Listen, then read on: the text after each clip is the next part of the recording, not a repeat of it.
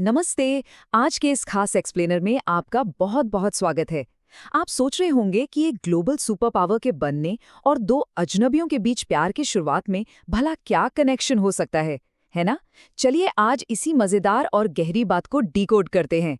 इतिहास की किताबों में अक्सर महाशक्तियों के बनने और बिगड़ने की बातें होती हैं, लेकिन आज हम देखेंगे कि कैसे एक विशाल साम्राज्य का जन्म और एक मानवीय रिश्ते की शुरुआत दोनों ही एक बहुत ही खामोश सी नियति से जुड़े होते हैं।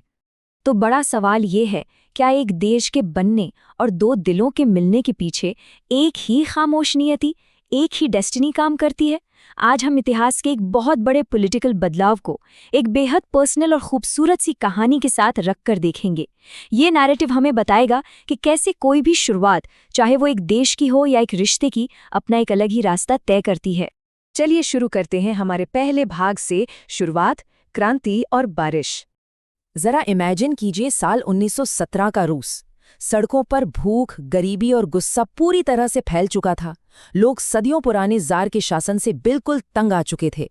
माहौल एकदम गर्म था और तभी व्लादिमीर लेनिन एक ऐतिहासिक घोषणा करते हैं, सत्ता अब राजाओं की नहीं, मजदूरों और किसानों की होगी। बस इसी एक चिंगारी ने 1917 की रूसी क्रांति को जन्म दे दिया।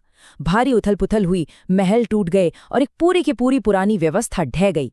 ये एक बहुत ही शोरगुल वाली, हिंसक और बड़ी शुरुआत थी।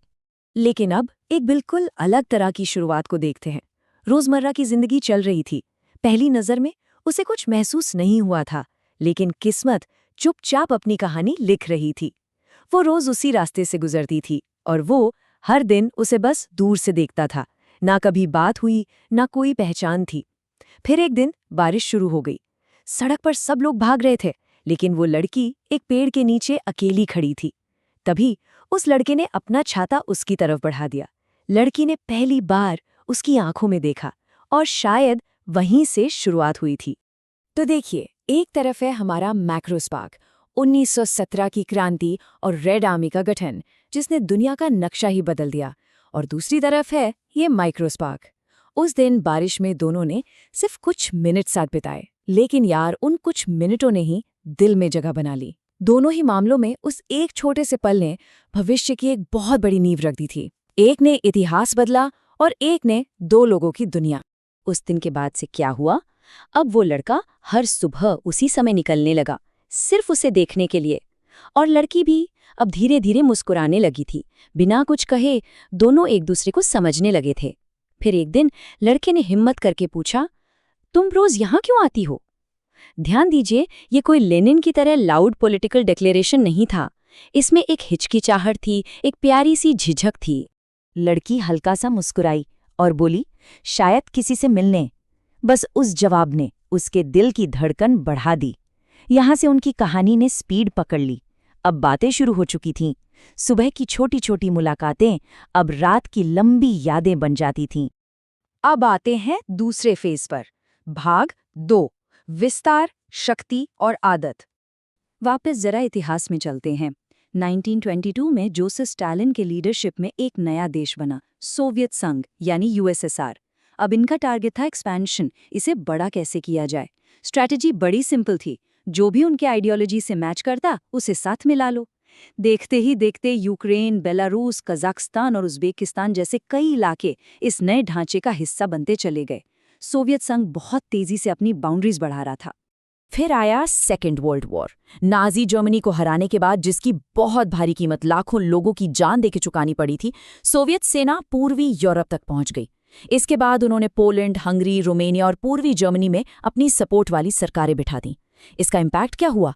आधा यूरोप सोवियत कंट्रोल में आ गया और दुनिया लिटरली दो हिस्सों में बंट गई।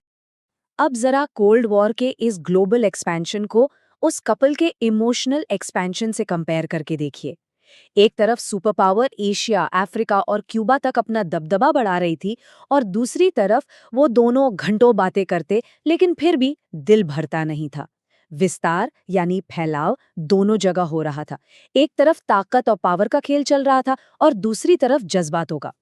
धीरे धीरे दोस्ती आदत बन गई और आदत प्यार।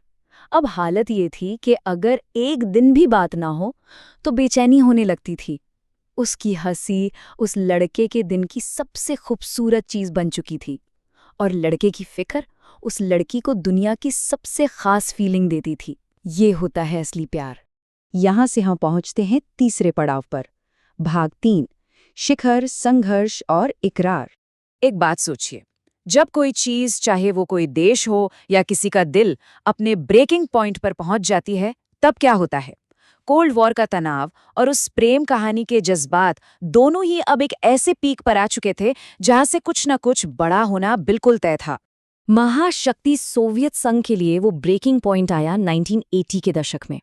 बाहर से इतना विशाल और डराने वाला ये साम्राज्य अंदर ही अंदर खोखला हो रहा था। सरकार बेहद सख्त थी, लोगों के पास फ्रीडम नहीं थी और इकोनॉमी बुरी तरह क्रैश कर रही थी।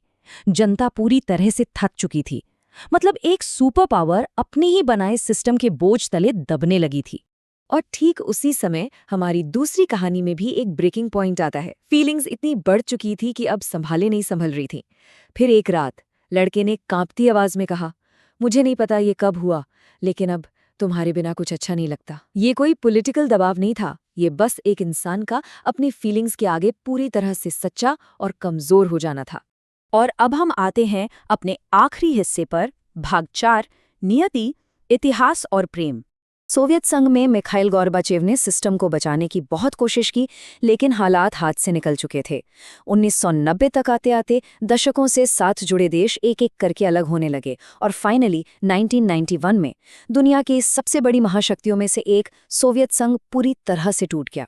वो विशाल साम्राज्य जिसने दुनिया के एक बड़े हिस्से पर राज किया था, अब महज इतिहास बन चुका था। वहीं दूसरी तरफ लड़के के उस इकरार के बाद कुछ सेकंड तक सिर्फ खामोशी थी, एकदम सन्नाटा। फिर लड़की मुस्कुराई और धीरे से बोली, मुझे भी। उस पल दो दिलों ने पहली बार एक दूसरे को अपना मान लिया था। क्या गजब का कॉन्ट्रास्ट है ना। एक तरफ ताकत और पावर के दम पर बना एक विशाल साम्राज्य ताश के पत्तों की तरह बिखर गया और इतिहास के पन्नों में सिमट गया।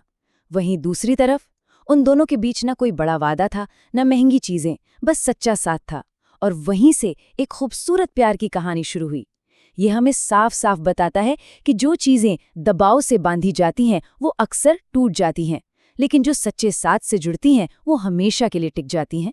तो जाते जाते ये सवाल अपने जहन में रखिएगा, जहां विशाल साम्राज्य और सुपर पावर्स अपने इतने शोर शराबे के बावजूद एक दिन इतिहास की किताबों में खो जाते हैं, क्या वहीं हमारे ये शांत, सच्चे और बिना शर्त वाले मानवीय रिश्ते ही हैं जो असल में दुनिया में हमेशा जिंदा रहते हैं? सोचिएगा जरूर। अगली बार जब बारिश में कोई आपको छाता ऑफर करे तो शायद देखना दिलचस्प होगा कि कौन सी नियति वहां से अपनी कहानी शुरू कर रही है।